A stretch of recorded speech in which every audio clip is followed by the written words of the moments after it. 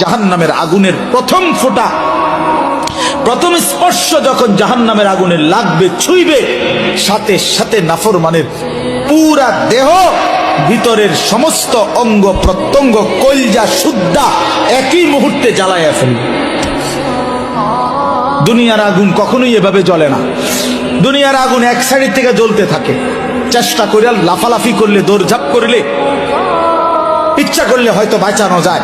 এটুকু পুড়ে গেছে, বাকিটা বাইচা গেছে, এটুকু পুড়া গেছে, বাকিটা বাইচা গেছে, আঙ্গুলগুলো পুড়া গেছে, বাকিটা বাইচা গেছে, ঠিক না?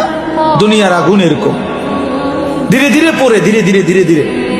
কিন্তু আল্লাহর কসম, আল্লাহ কোরআনে বলছে, জাহান্নামের আগুন যখন প্রথম সেকেন্ড স্পর্শ করবে, কলজা সুদ্ধা ভেতর বাহির পুরাটা একসাথে প্রথম মুহূর্তেই জ্বালায়।